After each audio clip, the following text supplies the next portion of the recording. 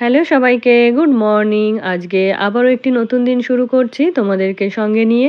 আশা করছি তোমরা সকলে খুব ভালো আছো আর আমরাও বেশ ভালো আছি। আজকে বারটা হলো বৃহস্পতিবার আর এখন ঘড়িতে বাজে ওই ৭টা মতো। তো ছেলের পড়া রয়েছে আজকে, তো ওর টিউটর দেখলাম আজকে একটুখানি আগেই চলে এসেছে। তো ছেলেকে ফ্রেশ করিয়ে ওই ঘরে পড়তে বসিয়ে দিয়েছি আর তারপরে আমিও ফ্রেশ হয়ে নিলাম। তো অন্যান্য দিন যেহেতু ওর টিউটর ওই ৭:৩০টার পরেই আসে, তো এতক্ষণে আমিও ফ্রেশ হয়ে যাই আর ছেলেকেও ফ্রেশ করিয়ে দিতে পারি। তো আজকে যেহেতু একটু আগেই চলে এসছে, তো সেই জন্য আমার আর কি ফ্রেশ হওয়া হয়নি। তো ছেলেকে ওদিকে গুছিয়ে পড়তে বসিয়ে দিয়ে এসেছি। তো এখন ছেলের জন্য একটু দুধ গুলে নেব আর ওনার জন্য একটু চা বসিয়েছি। তো অন্যান্য দিন যেদিন সকালে ওর পড়া থাকে না, সেদিন এই দুধটা আর দিই না, একবারে স্নান খাওয়া দাওয়া করে স্কুলে বেরিয়ে যায়। তবে আজকে যেহেতু একটু পড়বে বা একটু আগে ঘুম থেকে উঠেছে, তো সেই জন্য একটু খাবার কিছু না খাইয়ে দিলে না পড়াতেও তো মন বসবে না বা শরীরটাও খারাপ লাগবে। তো সেই জন্য যেদিন সকাল করে ওর পড়া থাকে সেই দিন আর কি সকালবেলার দিকে ওর দুধটা দিই। তারপরে দেখো আজকের রান্নাবান্নাটা আমিই করব, কারণ ওই যে যেদিন তানিয়া রান্না করতে না আসে সেদিন তো আমাকেই রান্না করতে হয় আর এই কাজটা কিন্তু করতে আমার বেশ ভালোই লাগে। আর তোমরা যারা আমার রান্নাবান্না দেখতে পছন্দ করো, আজকের ব্লগটা বিশেষ করে তাদের জন্যই। আর অন্যান্য দিনের মতো আজকেও ভাত আর ডালটা আগে বসিয়ে দেব। তারপরে ওগুলো হতে হতে সবজি তরিতরকারি যেগুলো লাগে সব কিছু গুছিয়ে নেব। যেহেতু একা হাতেই সবটা করছি তাই একটু সময়ও লাগবে বেশি। আর দেখেছো আমার গ্যাস ওভেনটা কালকে যে কাজ করে গেছে, তো এইভাবেই নোংরাভাবে আর কি কালকে ওভেনটা পরিষ্কার করে গেছে। তো প্রতিদিন রাতে রান্নাঘর থেকে বের হওয়ার সময় কিন্তু আমি রান্নাঘরটা সুন্দর করে গুছিয়ে রেখে যাই, একদম পরিপাটি করে রেখে যাই। গ্যাস ওভেনটাও আরও একবার করে মুছে রেখে যাই। যদিও রাতের দিকে আমার আর কোনো রান্নাবান্না হয় না, তবুও কিন্তু গ্যাস ওভেনটা আমি রাতে একবার করে মুছে রেখে যাই। তো কালকে বলতে পারো এক প্রকার রাগ করেই আর কি ওভেনটাকে ওইভাবেই ফেলে রেখেছিলাম যে আজকে ও এলে ওকে দিয়েই পরিষ্কার করাবো। আর জানো তো নিজের এক্সপেরিয়েন্স থেকেই বলছি যে যদি তোমরা কেউ পারো যে কারোর হেল্প ছাড়া সংসারের কাজগুলো নিজেই করে নিতে পারছো, তাহলে কখনোই কিন্তু তোমরা এই হেল্পিং হ্যান্ড রাখবে না। কারণ এরা যে এত রকম প্রবলেম ক্রিয়েট করে, তো সেগুলো কিন্তু একেবারেই মেনে নেওয়া যায় না। আর জানো তো আমি প্রায় প্রত্যেক দিনই আমার হাসব্যান্ডকে বলি যে রান্না যে করে তাকে ছাড়িয়ে দিই, তবে যে ঘর মুছে বাসন ধোয়া করে ওই দিদিকে রাখি। রান্নাটা আমি নিজে করে নিতে পারবো, তবে এত বড় ঘর মোছা এতগুলো বাসন মাজা ওটা আমি করতে পারবো না। তো হাসব্যান্ড ছেলে ওরা কিছুতেই রাজি হয় না। হাসব্যান্ড ভয় পায় যে সামনে যদি কখনো কঠিন সময় আসে তখন নাকি আমি এই রান্না বান্না সংসার পুরোটা একা সামলাতে পারবো না। আর ছেলে বলে কি যে মা আন্টিকে ছাড়িও না, ওর কিছুটা হলেও তো হেল্প হয়ে যায়, ওকে তুমি ছাড়িও না। তো এদিকে দেখো ডালটাও সেদ্ধ হয়ে এসেছে। তো আজকে জানো তো প্রেসার কুকার ছাড়াই ডালটা সেদ্ধ করে নিলাম। তো প্রেসার কুকার দিলে তাড়াতাড়ি হয়, তবে প্রেসার কুকারের ডালটা খেতে একরকম লাগে আর এমনি সেদ্ধ করা ডালটা খেতে একরকম লাগে। তবে আমার কিন্তু এই নর্মালি সেদ্ধ করা ডালটাই খেতে বেশি ভালো লাগে। তো ওইদিকে ডালটাকে ভালো করে ব্লেন্ড করে দিয়ে ওর মধ্যে একটু নুন হলুদ আর আম দিয়ে সেদ্ধ হতে দিয়েছি। পরে ওটাকে ফোড়ন দিয়ে নেব। আর এদিকে হচ্ছে পেঁয়াজ কালিটাও একটু নুন হলুদ দিয়ে ভাজতে বসিয়ে দিলাম। আর এখানে ডিমের ঝোলের জন্য একটুখানি রসুনের খোসা ছাড়িয়ে নেব। তো আমার গত ভিডিওতে কমেন্ট করেছিল লিলি জোয়ারদার দিদিভাই, তো লিখেছে যে বাংলাদেশ থেকে দেখছি, খুব ভালো লাগলো। তো অনেক ধন্যবাদ দিদিভাই তোমাকে। আমার গত ভিডিওতে আরও কমেন্ট করেছিল রিয়া দাস আর কমেন্ট করেছিল সামিয়া আক্তার। তো তোমাদের সকলকে জানাই অসংখ্য ধন্যবাদ আর অনেক অনেক ভালোবাসা। আমার গত ভিডিওতে আরও কমেন্ট করেছিল এনডি স্টেজ থেকে দিদিভাই, তো লিখেছে দারুণ হয়েছে ভিডিও। তো অনেক ধন্যবাদ দিদিভাই তোমাকে। তো তারপরে দেখো ডালের মধ্যে যে আমটা দিয়েছিলাম ওটা তো খুব ভালোভাবে সেদ্ধ হয়ে গেছে। তো আজকে ভাবছি ওই পাত্রের মধ্যেই ডালটাকে ফোড়ন দিয়ে দেব। তো দেখো একটা ডাবু হাতায় করে একটু তেল আর সর্ষে ফোড়ন দিয়ে নিয়েছি। তো তারপরে এই ফোড়নটাকে ডালের মধ্যে অ্যাড করে দিলাম। তো আজকের ডালটা কিন্তু খুব সহজেই রান্না করে নিলাম। তো প্রেসার কুকারে করলে ওই যে বললাম শর্টকাটে হয়, তবে ওই যে অত বড় একটা পাত্র বেরিয়ে যায়, ওটাকে আবার ধুতে দিতে হয়। তো সেই জন্য ভাবছি এখন থেকে ডালটা এরকম আলাদা একটা পাত্রেই করব। প্রেসার কুকার না হলেও হয়। আর তানিয়া যেভাবে রান্না করে ডালটা প্রেসার কুকারে করে ঠিকই, কিন্তু ডালটা সেই লাস্টের দিকে ফোড়ন দেয়। তো যতক্ষণে ডালটা ফোড়ন দেয় ততক্ষণে যদি একটা পাত্রে করে ডালটা বসিয়ে দেওয়া যায়, তাহলে কিন্তু খুব ভালোভাবেই হচ্ছে ডালটা সেদ্ধ হয়ে যায়। আর যখন একটু তাড়াহুড়ো থাকে রান্না করতে লেট হয়ে যায়, তখন প্রেসার কুকারটা ইউজ করলে আমার মনে হয় ভালো হয়। তো এদিকে দেখো ডিমগুলোকে সেদ্ধ করে নিয়েছি আর এখানে একটা ডিমের অমলেট করে নিলাম, এটা দিয়ে হাজব্যান্ডকে খেতে দিয়ে দেবো। আর জানো তো এখন তো পেঁয়াজকালি প্রায় শেষের দিকে, তো বাজার থেকে এনেছে ঠিকই, তবে পেঁয়াজকালিগুলো জানো তো অনেক শক্ত ছিল। তো আমি বলে দিয়েছি যে নেক্সট টাইম যেন আর পেঁয়াজকালি না আনে, কারণ এতদিন ভালো লেগেছে, তবে এখন কিন্তু পেঁয়াজকালি খেতে কিন্তু আর ভালো লাগবে না। তো এদিকে হাজব্যান্ডকে খাবারটা ধরে দিয়ে এসেছি আর এদিকে ডিমের ঝোলের জন্য আলুগুলোকেও সুন্দর করে ভেজে নিলাম। তো আজকে দেখো ডিমগুলোকে সেদ্ধ করে এভাবে কেটে নিয়েছি। তো দুদিন আগে একটা দিদিভাইয়ের রেসিপিতে দেখছিলাম যে ডিমগুলোকে এরকম সেদ্ধ করে কেটে নিয়ে তারপরে ঝোল রান্না করেছে। তো সেটা দেখে আমারও ইচ্ছে হলো যে নেক্সট টাইম যখন ডিম রান্না করব তখন কিন্তু ডিমগুলোকে এভাবে কেটেই রান্না করব। তো যেরম ভাবনা সেরম কাজ। তো দেখো ডিমগুলোকে ভেজে তুলে নিয়েছি আর এখন যে মশলাটা করেছিলাম, তো সেই মশলাটাকে এখন কষে নেব। আর জানো তো এইভাবে কেটে ডিমের ঝোল করলে ডিমের গ্রেভিটাও কিন্তু খেতে ভীষণ ভালো হয়। তো তারপরে যে পেস্ট করা মশলাটা ছিল সেটাকে দিয়ে নুন, হলুদ, লঙ্কা গুঁড়ো দিয়ে এটাকে খুব ভালো করে কষে নেব।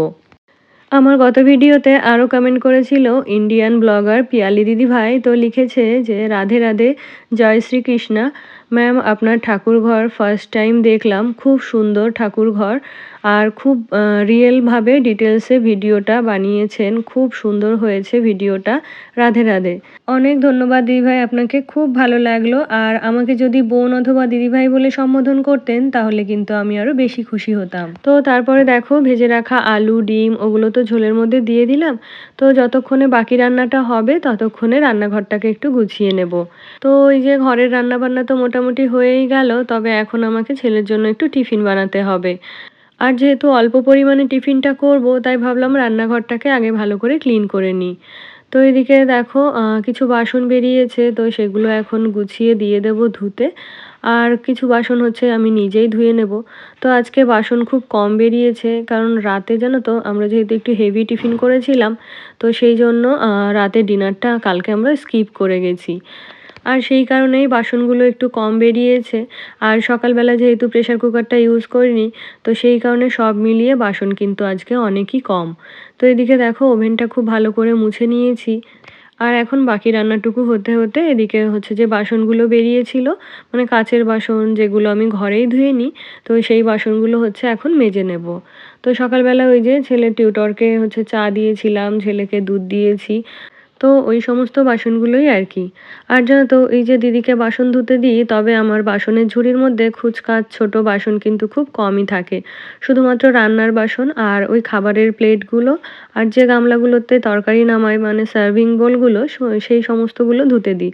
তাছাড়া কিন্তু হাতা, সার্ভিং যে হাতাগুলো হয়, তাছাড়া বাটি, এগুলো কিন্তু আমি নিজেই ধুয়ে নিই। তো এদিকে ডিমের ঝোলের মধ্যে সামান্য একটুখানি গরম মশলা দিয়ে দিলাম আর এদিকে দেখো ডিমের ঝোলটা নামিয়েও নিলাম। তো চলো এবার ঝটপট করে একবারে ছেলের টিফিনটা করে তারপরেই হচ্ছে রান্নাঘর থেকে বেরোবো। তো এখন ঘড়িতে ওই 8:30 মতো বাজছে আর ওদিকে ছেলের ছুটিও হয়ে গেছে, তো ওকে স্নানে পাঠিয়ে দিয়েছি। তো স্নান করে বেরোলে তবে ওকে হচ্ছে রেডি করাতে যাব, তো ততক্ষণে নুডলসটা আমার তৈরি করা হয়ে যাবে। আর ছেলে আগে থেকেই বলে রেখেছিল যে আজকে টিফিনে ওকে নুডলস দিতে, তবে বারবার করে বলেছিল যে যেন কোনো ভেজিটেবল আমি নুডলসে না দিই। তো যেহেতু ভেজিটেবল পছন্দ করে না, তাই কিন্তু এত বছরে আমি ওর নুডলসে কোনো ভেজিটেবল অ্যাড করতাম না। তো এখন দেখেছি ফ্রাইড রাইস করলে এই সমস্ত ভেজিটেবলগুলো কিন্তু ও খেয়ে নেয়।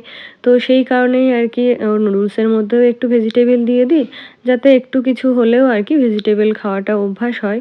মানে এইগুলোর টেস্ট যদি পেয়ে যায় তাহলে পরে অন্য কিছুর সঙ্গে এই সবজিগুলো খেতে ওর আর কোনো অসুবিধা হবে না। তো ওদিকে ওর টিফিন গুছিয়ে দিয়েছি, তারপরে হচ্ছে ওকে রেডি করিয়েছি, খাইয়েছি। আর এখন যাচ্ছি ওকে গাড়িতে তুলে দিতে। তো এই যে গাড়িটাও এখন একটু আগেই আসে, কারণ ওদের স্কুল টাইমটা অনেকটাই এগিয়ে গেছে। তো আগে যেরকম 10টা 15-র সময় গাড়ি আসতো, এখন কিন্তু 10টার মধ্যেই গাড়িটা চলে আসে। তো ছেলেকে গাড়িতে তুলে দিয়ে এসেছি, আমিও এদিকে সকালের খাওয়া দাওয়াটা করে নিয়েছি। তারপরে দেখো চলে এলাম বেডরুমে। তো সকাল থেকে আর কি বিছানাটা গোছানো হয়েছিল না, ওই যে যেহেতু রান্নাঘরে ছিলাম, তো এই কাজে সেই কাজে এই কাজটা কিন্তু আর করা হয়েছিল না। আর অনেক দিন থেকেই ভাবছিলাম যে বেডশিটটা চেঞ্জ করব, তো সেটা আর করা হচ্ছিল না, তো ফাইনালি আজকে করেই ফেললাম। আর মনে হয় যেন তো শীতের কারণেই, মানে এখন যেহেতু শীতের সময়, তো বেডশিটটা একটু কমই নোংরা হয়। তবে গরমের সময় সপ্তাহে অন্তত 2 দিন হলেও বেডশিটটা আমাকে চেঞ্জ করতে হয়। তো এদিকে বিছানাটাও গুছিয়ে নিচ্ছি আর ওদিকে আমার পরিচিত এক ফ্রেন্ড ফোন করেছিল। তো তার সাথে কথা বলছি আর কাজ করছি। তো বেশিরভাগ দিনই কি হয় জানো তো, ঘরের কাজগুলো গোছাতে, গোছাতে হয়তো আমি গান শুনি, না হলে আমার ওই ফ্রেন্ডকে ফোন করে তার সাথে কথা বলতে, বলতে সেও তার কাজ সেরে নেয়, এদিকে আমিও আমার কাজগুলো সেরে নিই। তো তারপরে ঘরটা গুছিয়ে এদিকে স্নানটাও সেরে নিয়েছি। তো এখন যাবো হচ্ছে ঠাকুর ঘরে। আর বৃহস্পতিবার মানেই হচ্ছে ঠাকুর ঘরে মানে সময়টা একটু বেশি লাগে। আর জানো তো এই কাজটা করতে আমার কিন্তু ভীষণ ভালো লাগে। বিশেষ করে এই বৃহস্পতিবারের পুজোটা, তো মনের মধ্যে যতই তাড়াহুড়ো থাকুক না কেন, সারাদিনে যতই কাজ থাকুক না কেন, এই যে পুজোর সময়টা আমি ঠাকুর ঘরে আসি, এই সময়টা কিন্তু আমার মনে কোনো তাড়াহুড়ো থাকে না বা কোনো টেনশন থাকে না। তো সেই জন্য অনেক সময় নিয়ে ধীরে সুস্থে সুন্দর করে গুছিয়ে পুজোটা আমি করতে পারি। তো আমি নিজেও সেটাই ভাবছিলাম যে এত ব্যস্ততা, এত কাজ, তবুও কিন্তু এমন কোনো দিন আসেনি যেদিন আমি তাড়াতাড়ি করে পুজো কমপ্লিট করেছি। ঠাকুর ঘরে এলেই জানো তো মনটা একদম শান্ত হয়ে যায়। আর আমার এই ঠাকুর পুজোটা করতেও কিন্তু ভীষণ ভালো লাগে। বিয়ের আগে যখন পড়াশোনার কারণে আমাকে প্রায় প্রত্যেক দিনই কলেজে অথবা টিউশনের জন্য বাড়ি থেকে বেরোতে হতো, তো তখন আমি প্রত্যেকদিন বাড়ি থেকে বেরোনোর আগে স্নান, পুজো সেরে খাওয়া-দাওয়া করে তবেই আর কি বাড়ি থেকে বেরোতাম। তো বিয়ের পরেও এই বাড়িতে এসে পুজোর দায়িত্বটা আমিই পেয়েছিলাম। তো বেশ কয়েকদিন ধরে তোমরা কয়েকজন কমেন্ট করছো। তো কি বলো তো, যে কমেন্টগুলো আমার সামনে আসে সেগুলোতে তো আমি রিপ্লাই দিয়ে দিই। তবে কিছু, কিছু কমেন্ট আছে জানি না কোথায় হাইড হয়ে থাকে, তো সেগুলোর আর কি রিপ্লাই দেওয়া হয় না। তো তোমরা কয়েকজন অনেকদিন ধরেই জানতে চাইছো যে আমার শ্বশুর-শাশুড়ি কোথায় থাকে? ওদেরকে দেখায় না কেন? তো আমার শ্বশুর-শাশুড়ি তো নিচের ঘরে থাকে, ওখানেই ওনাদের রান্নাবান্না খাওয়া-দাওয়া হয়। আর আমরা হচ্ছে উপরে থাকি। উপরে হচ্ছে আমরা রান্নাবান্না করি, খাওয়া-দাওয়া করি। তো এক কথায় হলো আমরা আলাদা থাকি। তো এদিকে দেখো সন্ধ্যাবেলা হাসব্যান্ড একটু নুডলস নিয়ে এসেছিল। তো এখানে হাসব্যান্ডের আর ছেলের প্লেটটা রেডি করছি। তো ওদের থেকে অল্প কিছু আমার জন্য নিয়ে নিলাম। তো ওদিকে নুডলসটা সার্ভ করতে, করতে এদিকে আবার একটু চানাচুর ঢালতে চলে এলাম। কারণ চানাচুর ছাড়া ওদের বাপ ব্যাটার কিন্তু খাওয়া হবে না। তো সেই জন্য চানাচুরটা ঢেলে ওদের হচ্ছে নুডলসের মধ্যে একটুখানি দেবো আর বাকিটা এই যে গুছিয়ে রেখে দেবো। তাছাড়াও অনেক গ্রসারি নিয়ে এসছে। এখন যেহেতু মাসের শুরু, তো সেগুলোও হচ্ছে সমস্ত কন্টেনারে আমাকে ঢালতে হবে। তো সেই কাজটা ভাবছি পরে একদিন করে নেব। আজকে তবে এখানেই শেষ করছি। তোমাদের সাথে দেখা হচ্ছে নেক্সট ব্লগে। তোমরা সকলে ভালো থেকো, সুস্থ থেকো এবং সাবধানে থেকো।